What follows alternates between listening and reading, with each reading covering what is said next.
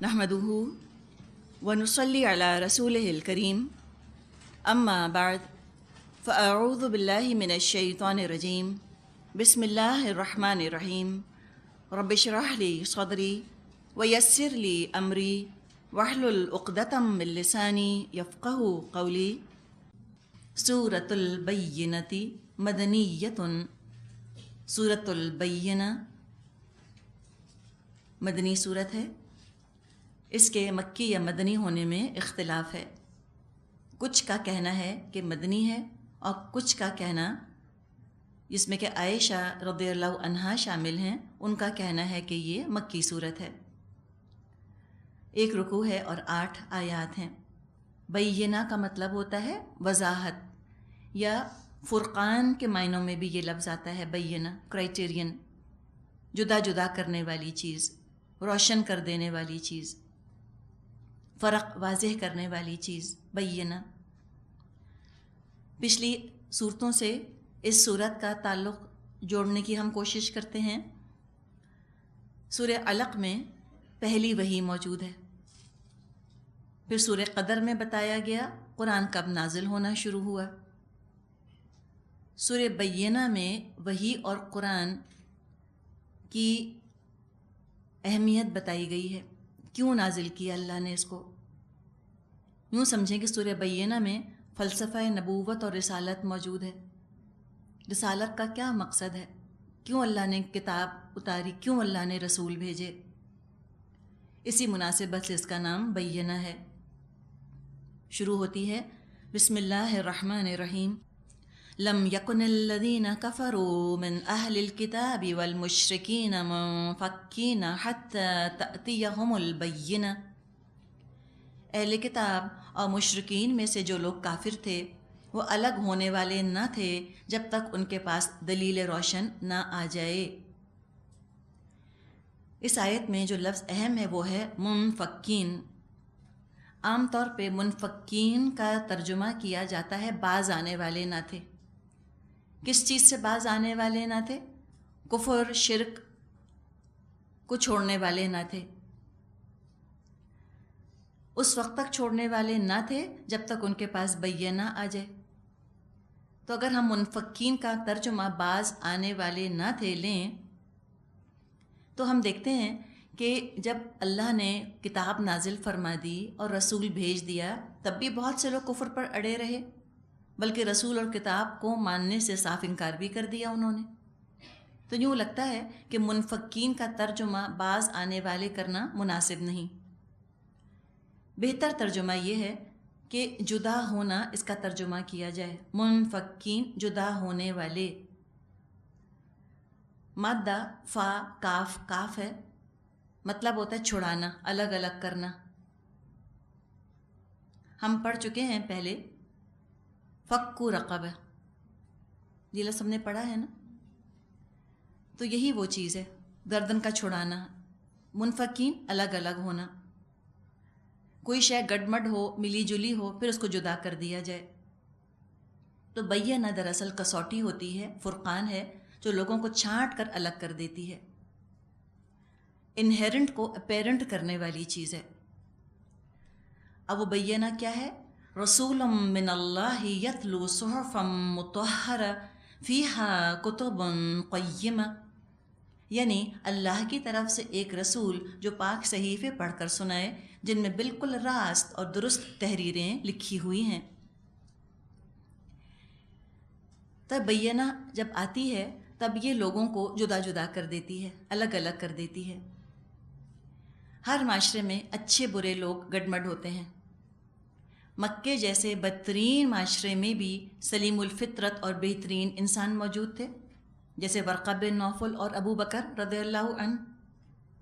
اور بہترین معاشرے میں جو کہ کسی رسول کے زمانے کا معاشرہ ہو، چاہے وہ معاشرہ مدینے کا معاشرہ ہی کیوں نہ ہو جس میں کہ نبی اکرم صلی اللہ علیہ وسلم خود موجود تھے، اس بہترین معاشرے میں بھی بدترین لوگ موجود ہوتے ہیں، جیسے عبداللہ بن ابی، کعب ابن اشرف وغیرہ۔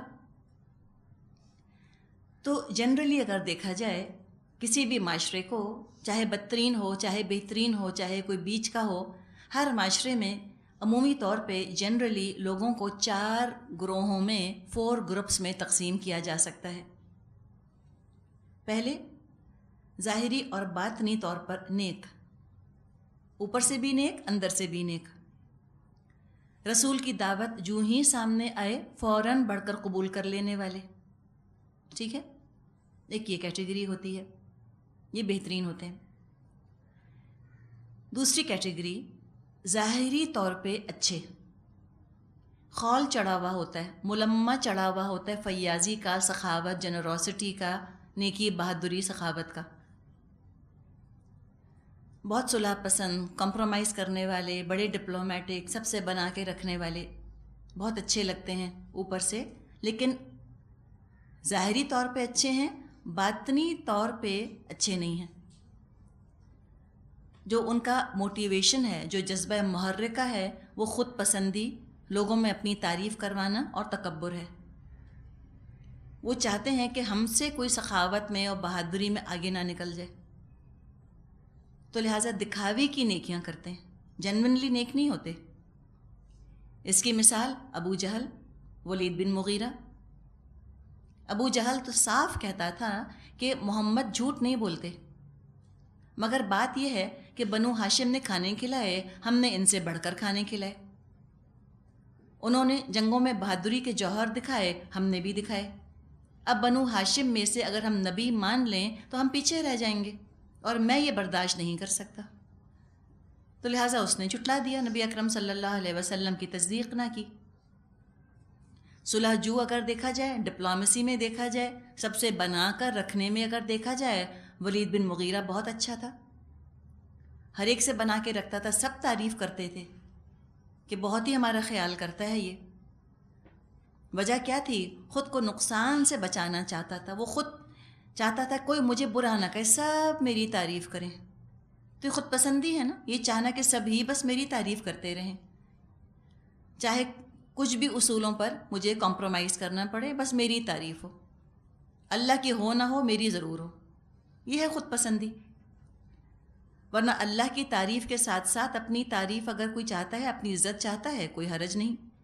لیکن ولید بن مغیرہ کا پرابلم کیا تھا کہ اللہ کے حقوق قربان کر کے یہ اپنی تعریف چاہتا تھا۔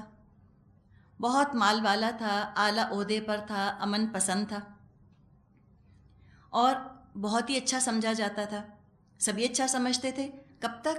جب تک کہ رسول کی پکار ابھی اس کے کانوں پر نہیں پڑی تھی، جب تک معاشرے میں وحی کا کرنٹ نہیں دوڑا تھا، جب تک ولید بن مغیرہ بہت اچھا تھا، بلکہ یہ اور ابو بکر رضی اللہ عنہ بالکل برابر کے سمجھے جاتے تھے، ایک جیسے اچھے سمجھے جاتے تھے۔ اصلی نقلی کا فرق تو نور وحی سے ظاہر ہوتا ہے۔ تو ایک یہ کیٹیگری ہوتی ہے، اوپر سے اچھے، اندر سے اچھے نہیں۔ تیسری قسم کے لوگ وہ ہوتے ہیں معاشرے میں جن کے اندر خیر اور حق قبول کرنے کی صلاحیت ہوتی ہے، لیکن کچھ بے توجہی کے، کچھ خاندانی تعصب کے پردے پڑے ہوتے ہیں، ان کو ہٹنے میں اور غلافوں کو پھٹنے میں تھوڑا سا وقت لگتا ہے۔ جیسے جیسے نور وحی کی انٹینسٹی میں اضافہ ہوتا جاتا ہے، ان کے پردے ہٹتے ہیں۔ جیسے آپ دیکھیں کمرے میں اگر آپ نے پردے ڈالے ہیں اور تیز سورج باہر نکل آئے تو سورج کی روشنی پردوں کے ذریعے چھن چھن کر اندر تو آنے لگتی ہے، چاہے پردے کتنے بھی موٹے ہوں۔ تو ان کے اندر خیر ہوتا ہے، لیکن ایک غلاف چڑھ گیا ہوتا ہے اوپر بے توجہی کی وجہ سے۔ اندر سے اچھے ہوتے ہیں، اوپر سے اتنے اچھے نہیں لگ رہے ہوتے۔ اس کی مثال حمزہ اور عمر رضی اللہ عنہما۔ نبی اکرم صلی اللہ علیہ وسلم کو مکے میں دعوت دیتے ہوئے 6 سال گزر گئے تھے۔ حمزہ آپ کے دودھ شریک بھائی، آپ کے چچا، ساتھ کے کھیلے ہوئے، ہم جولی، ہم عمر، لیکن حمزہ نے کبھی توجہ ہی نہ دی کہ محمد کہہ کیا رہے ہیں، بھتیجا کیا دعوت پیش کر رہا ہے۔ شکار کے شوقین تھے، ساری توجہ شکار پر ان کی مرکوز رہتی تھی۔ عمر رضی اللہ عنہ دوسری طرف، ان میں عصبیت اور کچھ تعصب پایا جاتا تھا، آبا و اجداد کی رسومات اور طور طریقوں کے ساتھ وفاداری تھی، اندر نیکی تھی لیکن اوپر سے نظر نہیں آتی تھی۔ اب اگر رسول اللہ صلی اللہ علیہ وسلم جو کہ بینہ ہیں وہ، اور قرآن اگر نہ آتا تو ابو جہل اور عمر ایک برابر رہتے. جیسے ابھی ہم نے بات کی نا کہ ولید بن مغیرہ اور ابو بکر ایک لیول کے تھے، اسی طرح ابو جہل اور عمر ایک جیسے تھے، انتہائی بہادر، ایکسٹروورٹس، صاف بات کہنے والے، کسی سے کوئی ڈرنا نہیں، اپنی بات پر جم کے سٹینڈ لینے والے، ثابت قدم تھے، بالکل ایک جیسے تھے. آخر آپ دیکھیں کہ نبی اکرم صلی اللہ علیہ وسلم نے دعا میں یہی دو نام اللہ کے سامنے پیش کیے تھے کہ اللہ عمر بن خطاب یا عمر بن حشام کے ذریعے سے اسلام کو طاقت عطا فرما. تو آپ نے دونوں کو ہم پلہ رکھ کر پیش کیا تھا اللہ کے سامنے. اگر ابو جہل کو ہدایت مل جاتی، حضرت عمر سے کم نہ ہوتا، اس کی بدقسمتی، اس کی محرومی. اللہ نے کس کو چنا؟ اللہ نے کیوں چنا عمر کو؟ اس لیے کہ عمر کے اندر بہت خیر تھا. تو کون اندر سے خالص تھا، کون ملاوٹ والا تھا، یہ معاملہ تو اللہ کو معلوم تھا، لیکن اللہ چاہتا تھا کہ دنیا میں بھی اس کی وضاحت ہو جائے. لہٰذا اللہ تعالیٰ نے رسول اور کتاب نازل فرمائی، رسول کو بھیجا، کتاب نازل فرمائی. جیسے زمین میں بیج پڑے ہوتے ہیں، سب ایک جیسے لگتے ہیں، بارش برستی ہے، پانی پڑتا ہے، پودے نکلتے ہیں، تو پتہ چلتا ہے کس کا پھل میٹھا، کس کا پھل پھیکا. بالکل اسی طرح جب وحی آسمان سے نازل ہوتی ہے تو اصل حقیقت ظاہر ہوتی ہے، کون کیسا ہے، ورنہ پتہ نہیں چلتا. ایگزیکٹلی یہی چیز آپ کو آج معاشرے میں محسوس ہوگی. آپ کو لوگ آئیں گے جو کہ نیکیاں اپنی طرف سے کر رہے ہیں، آپ جب ان کو دعوت دیں گے کہ ادخلوا فی السلم کافۃ، تم دین میں پورے کے پورے داخل ہو جاؤ، تو وہ خفا ہو جائیں گے، ناراض ہو جائیں گے. کچھ لوگ ایسے ہوں گے جو کچھ بھی نہیں کرتے، لگتا ہے کہ لوگ یہ تو نماز ہی نہیں پڑھتے، ان کو دین کی بات بتانے کا فائدہ، لیکن پتہ نہیں کتنا خیر کا خزانہ ان کے اندر موجود ہوتا ہے. جو ہی قرآن کی بات، وحی کی دعوت ان کے کانوں پر پڑتی ہے، ان کی زندگی میں انقلاب آ جاتا ہے، پورے کے پورے چینج ہو جاتے ہیں. تو یہ تو وہی فیصلہ کرتی ہے کون دراصل کیسا ہے. ہم کہتے ہیں نا ہو از ہو، وہ تو وہی سے پتہ چلتا ہے، اور رسول کی دعوت کے مقابلے میں کیا رد عمل پیش کیا اس سے پتہ چلتا ہے. عام انسان ہوتے ہیں، وہ تو ہیرے اور زرکون کا فرق نہیں پہچان سکتے، جوہری کا کام ہے کہ ان کو الگ الگ کرے. وہ جوہری، وہ جیولرز نبی ہوتے ہیں جو اللہ کی کتاب کی تلاوت کرتے ہیں. تو جب رسول آتے ہیں بینہ بن کر، تو جو نیک اور صالح عنصر ہوتا ہے معاشرے کا، وہ کھنچ کر ان کے ساتھ چپک جاتا ہے. خالص لوگ رسول کی طرف کھنچ جاتے ہیں، معاشرے میں پولرائزیشن نمایاں ہو جاتی ہے. تو یہ تھرڈ قسم کے لوگ ہوتے ہیں، اوپر سے اچھے نہیں لگ رہے ہوتے، اندر سے بہت اچھے ہوتے ہیں. چوتھی قسم وہ ہے جن میں ظاہری، باطنی، دکھاوے کی، ملمے کی بھی نیکی نہیں ہوتی، اندر سے بھی گندے، اوپر سے بھی گندے. جیسے اللہ نے فرمایا ہے ظلمات بعضها فوق بعض، اندھیروں پر اندھیرے. بخیل بھی، بزدل بھی، تانا دینے والے بھی، غیبت کرنے والے بھی، اوروں کو تنگ کرنے والے بھی، ایسے بھی کچھ لوگ موجود ہوتے ہیں معاشرے کے اندر. نمایاں ترین مثال ابو لہب.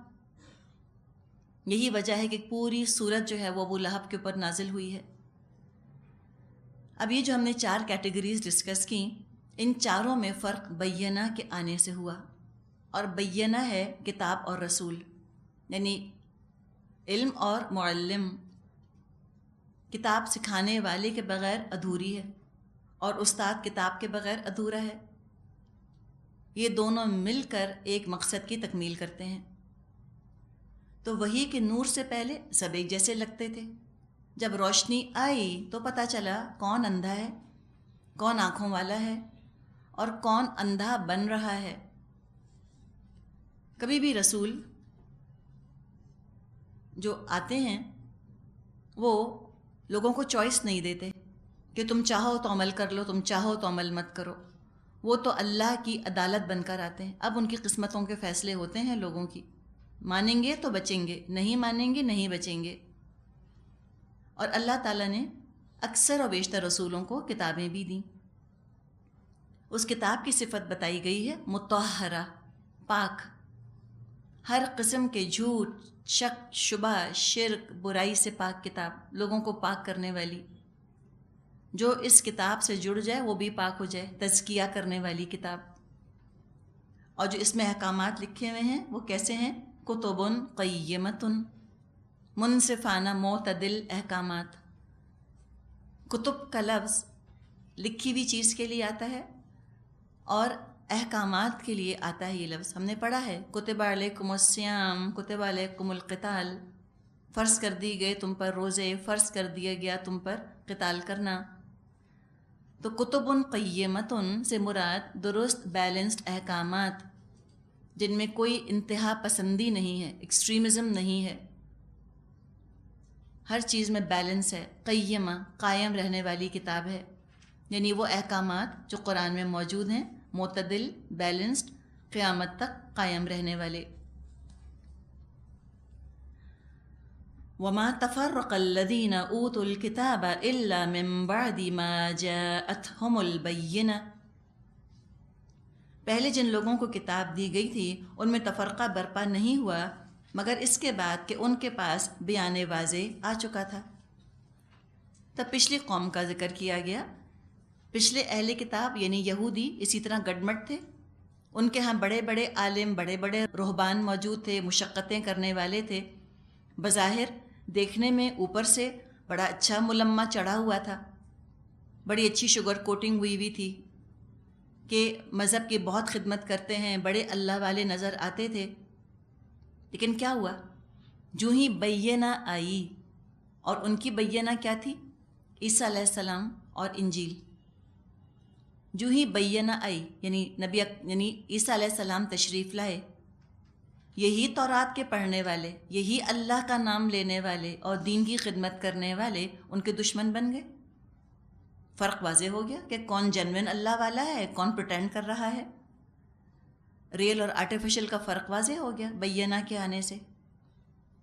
تو کچھ جو جینوین تھے وہ عیسیٰ علیہ السلام پر ایمان لے آئے، اور جو آرٹیفیشل تھے، نقلی تھے، پریٹینڈ کر رہے تھے، انہوں نے عیسیٰ علیہ السلام کا انکار کر دیا کہ ہم آپ کو اللہ کا رسول نہیں مانتے۔ سورہ صف میں یہ مضمون ہم نے پڑھا ہے، فآمنت طائفۃ من بنی اسرائیل وکفرت طائفہ، بنی اسرائیل کا ایک گروہ ایمان لایا، ایک نے انکار کر دیا۔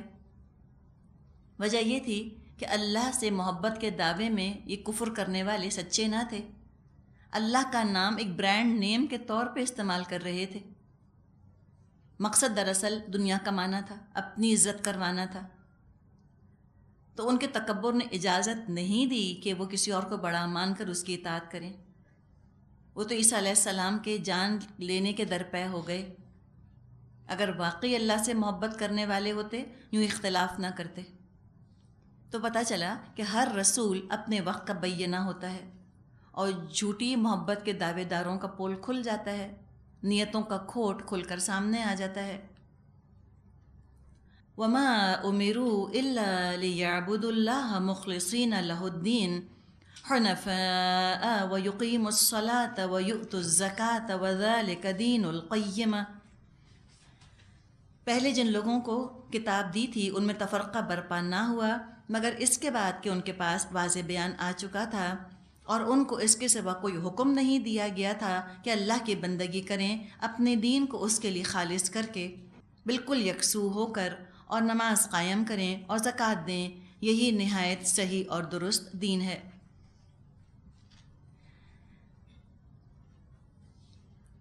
تو چند احکامات کا ذکر کیا گیا ہے جو اللہ تعالیٰ نے نبی اکرم صلی اللہ علیہ وسلم کو حکم دیے، وہی پچھلے انبیاء کو بھی دیے۔ انہوں نے اپنی امتوں تک یہی پیغام پہنچا دیا۔ لیکن امتیوں میں سے جن کا تعلق اللہ کے ساتھ خالص نہ تھا، جن کو اپنی مصلحتیں پیاری تھیں، اپنی خواہشات پیاری تھیں، تو انہوں نے اللہ کی محبت کو قربان کر دیا اپنی خواہشات مصلحتوں کے اوپر، پارشل اطاعت پر آمادہ ہوئے، جزوی اطاعت پر، اتنی اطاعت کی کہ مخالفت نہ ہو معاشرے میں، بس اتنی اطاعت کرنے پر راضی ہوئے۔ کسی خواہش کا گلا نہ گھونٹنا پڑے، کسی کو ناراض نہ کرنا پڑے تو پھر ٹھیک ہے۔ تو ان کو تو حکم دیا گیا تھا کہ اللہ کی عبادت کریں ان کمپرومائزنگ، کمپرومائز نہ کریں اللہ کی عبادت پر، اس کی اطاعت کو خالص کریں، یکسو ہو کر اللہ کی عبادت کریں، نماز قائم کریں، زکوٰۃ دیں۔ یہ ہے بیلنس رویہ زندگی گزارنے کا. ذالک دین القیمہ، یہ ہے درست طریقہ. حنفاء بن جائیں، درست ہو جائیں، بالکل یکسو ہو جائیں اللہ کے لیے. ابراہیم علیہ السلام سے سبق سیکھیں. حنیف کا ترجمہ یہ کیا گیا ہے کہ تمام دوسرے ادیان کو چھوڑ کر اسلام پر یکسو ہو جائیں. نبی اکرم صلی اللہ علیہ وسلم نے فرمایا احب الدین الی اللہ الحنیفیۃ السمحۃ، اللہ کو وہ دین پسند ہے جو سچا، سیدھا، آسان ہو. تو دو لوگوں کی کیٹیگریز ہیں، جو ایک مانتے ہیں، ایک نہیں مانتے.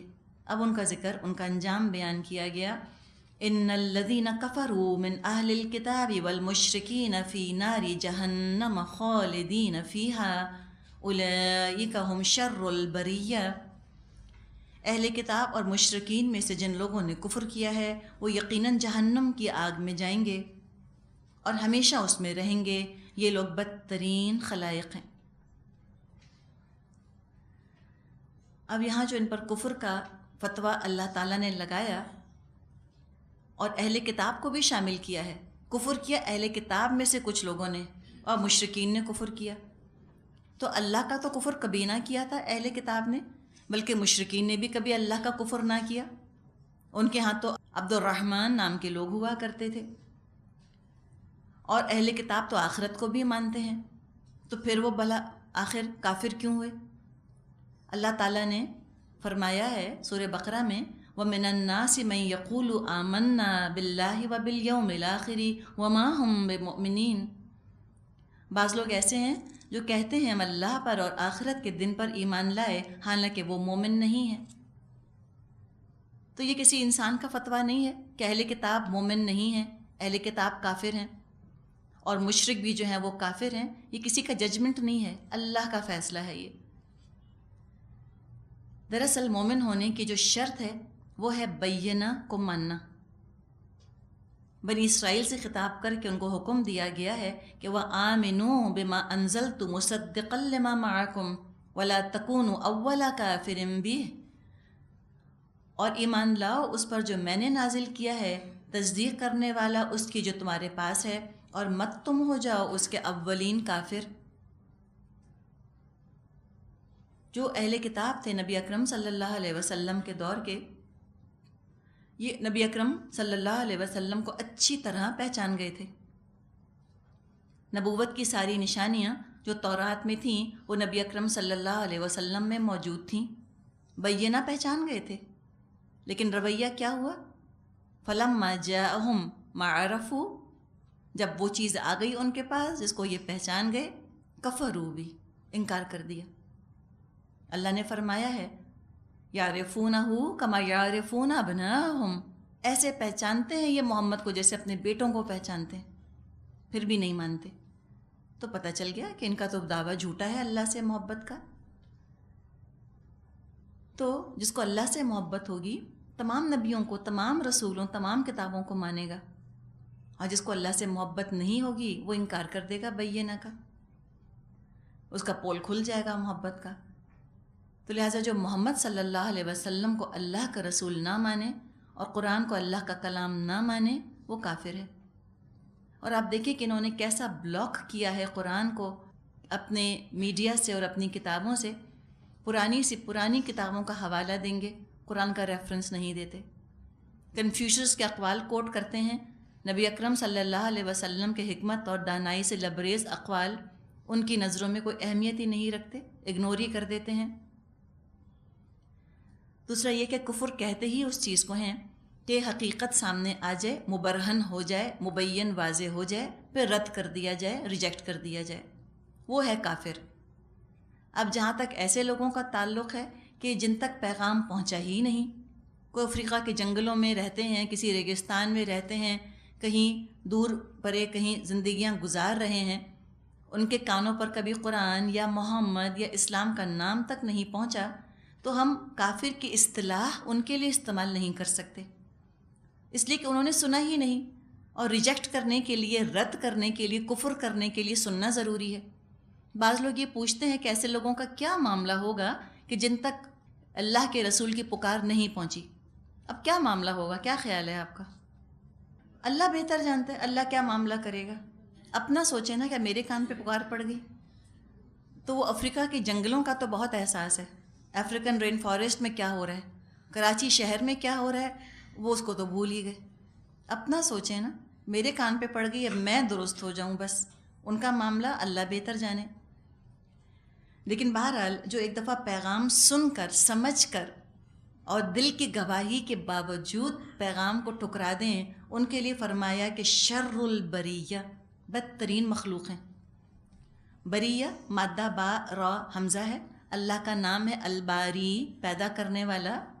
تو بریہ پیدا کی جانے والی چیز، یعنی انسانوں کا ذکر ہے. تو ان کا انجام بہت برا ہوگا، رہیں گے آگ میں ہمیشہ، اس لیے کہ بدترین مخلوق تھے. ان الذین آمنوا وعملوا الصالحات اولئک هم خیر البریہ، جو لوگ ایمان لے آئے اور جنہوں نے نیک عمل کیے وہ یقیناً بہترین خلائق ہیں. اللہ کرے ہم ان میں شامل ہوں. جزاؤہم عند ربہم جنات عدن تجری من تحتها الانہار خالدین فیہا ابدا رضی اللہ عنہم ورضوا عنہ ذالک لمن خشی ربہ. ان کی جزا ان کے رب کے ہاں دائمی قیام کی جنتیں ہیں جن کے نیچے نہریں بہہ رہی ہوں گی، وہ ان میں ہمیشہ ہمیشہ رہیں گے. اللہ ان سے راضی ہوا اور وہ اللہ سے راضی ہوئے. یہ کچھ ہے اس شخص کے لیے جس نے اپنے رب کا خوف کیا ہو. یہ وہ لوگ ایمان والے کسی تعصب میں مبتلا نہ تھے، حق جہاں سے ملا آگے بڑھ کر قبول کر لیا. تو یہ وہ لوگ ہیں جو کہ ایمان والے اور نیک عمل کرنے والے. اصل عقیدت، اصل محبت، قبلہ، کعبہ، مرکز اللہ کی ذات. تو جب اللہ سے ایسی وفاداری نبھائی، اتنی اپنائیت اللہ سے رکھی، اتنا پیار کیا انہوں نے اللہ سے، تو اللہ تو ان کو اپنے دامن رحمت میں لیے بغیر نہ رہے گا. بخاری اور مسلم میں روایت ہے، اللہ تعالیٰ جنتیوں سے پوچھے گا تم خوش ہو؟ وہ جواب میں کہیں گے اللہ تو اتنی نعمتیں تو نے ہمیں دی ہیں، ہم خوش کیوں نہ ہوں گے؟ اللہ تعالیٰ ارشاد فرمائے گا کیا میں تم کو اس سے افضل چیز نہ دوں؟ وہ کہیں گے وہ کیا چیز ہے جو جنت کی نعمتوں سے بھی افضل ہے؟ اللہ تعالیٰ فرمائے گا احل لکم رضوانی فلا اسخط علیکم بعدہ ابدا، میں تم کو اپنی دائمی اور ابدی رضامندی اور خوشنودی کا تحفہ دیتا ہوں، اس کے بعد اب میں کبھی تم پر ناراض نہ ہوں گا. تو یہ نعمت ان کو ملے گی کہ دنیا میں جن کا سب سے بڑا کنسرن، سب سے بڑی فکر اس بات کی تھی کہ اللہ ناراض تو نہیں ہو رہا، جن کو یہ فکر ہوگی ان کو خوشخبری سننے کو ملے گی. جو کندھے اچکا کر کہتے تھے what do I care، ناراض ہوتا ہے تو ہو، it's his problem، میرا تو کوئی مسئلہ نہیں ہے، اللہ ناراض ہوتا ہے تو ہو، it's not convenient for me، میرے لیے مناسب نہیں کہ میں یہ کام کروں. ان کو پرواہ ہی نہیں کہ اللہ ناراض ہو رہا ہے، تو اللہ کیوں ان کو خوشخبری دے گا اپنی رضا کی؟ تو وہ لوگ ہوں گے جو اللہ کی رضا کی خوشخبری پائیں گے، جن کو اللہ کی ناراضگی کی فکر چین نہیں لینے دیتی تھی. دنیا میں کسی نعمت کو دل کھول کے انجوائے نہیں کر سکتے تھے، دل میں پھانس چبھی رہتی تھی کہیں حد سے آگے تو نہیں بڑھ رہے، اس کام سے اللہ راضی ہے یا نہیں، اللہ کی رضا ہی حاصل کرنا چاہ رہے ہیں ہم، کوئی اور مقصد تو شامل نہیں ہو گیا. ریاکاری کا خوف رہتا تھا. اور یہ ڈر جو پیدا ہوا اللہ کا، اس کی شان اور عظمت اور جلالت کی وجہ سے پیدا ہوا، شدت کی محبت کی وجہ سے ڈر پیدا ہوا کہ اللہ کہیں ناراض نہ ہو جائے. دراصل جس سے انسان کو عشق ہوتا ہے اس کی ناراضگی برداشت نہیں ہوتی.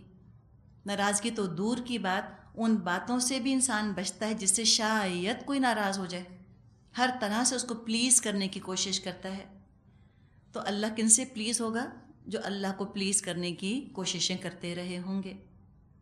اللہ تعالی ہمیں ان میں شامل فرمائے. آمین یا رب العالمین. والآخر دعوانا ان الحمد للہ رب العالمین. سبحانک اللہم و بحمدک نشہد ان لا الہ الا انت نستغفرک و نتوب الیک. السلام علیکم ورحمۃ اللہ وبرکاتہ.